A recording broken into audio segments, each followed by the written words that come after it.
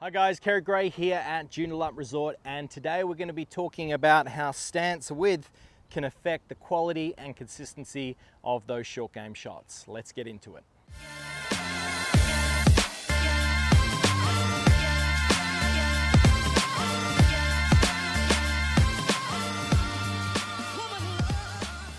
Now, one of the easiest ways to think about how wide to stand in the golf swing is relative to the amount of speed you're trying to produce. So for example, if I'm close to the green and close to the hole itself, and I'm doing a chip and run or a pitch shot, well, I'm not really in need of creating a big rotation. Essentially, we have a wide stance to help us maintain our balance as we create a big turn, try and create lots of speed and send that ball some distance. Now, if I'm close to the green and close to the pin, well, I don't really need any of that.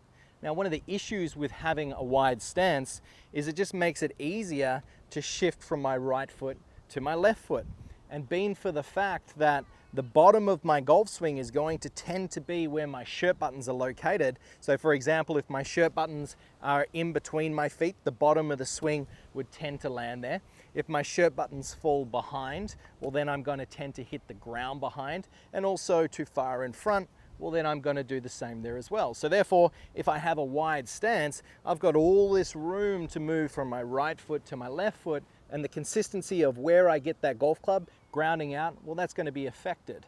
So a really easy way to improve the quality of those shots around the greens is to simply use your club head as a reference. Let's say we've only got anything sort of under about 15 meters, and I'm talking about a stock chip shot or a pitch shot here. What you can do is you can simply get that golf club head and place it right between your heels. Now, you can see that my toes are flared out, a bit like a duck. It feels kind of funny. But what this allows you to do is it allows you to continually keep moving and pivoting towards the target and maintain your balance without sacrificing where your club strikes the ground. So once again, if I have my narrow heels, the golf club is going to tend to ground out between those heels for the fact that I don't have all this room to move from my right foot to my left foot.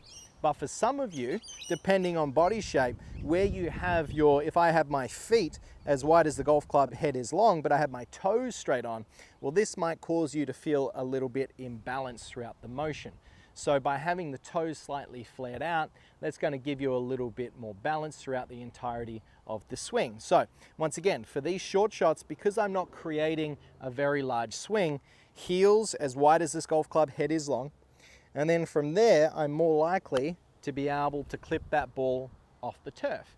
Now, what if I'm playing something like a bunker shot or a flop shot or even a larger pitch shot? Well, in that case, I'm going to need a little bit more turn.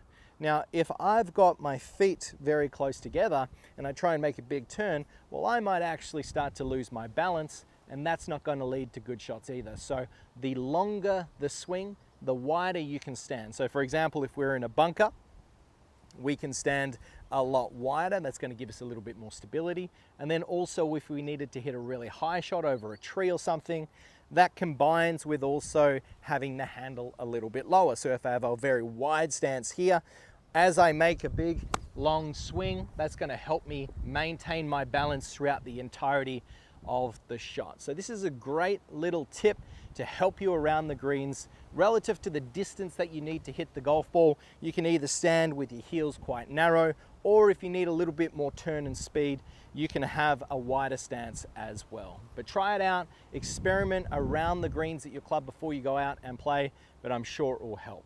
Like and subscribe if you enjoyed the video. Comment below if this is something that you've been struggling with. But until next time, I'm Kerrod. Thanks for watching.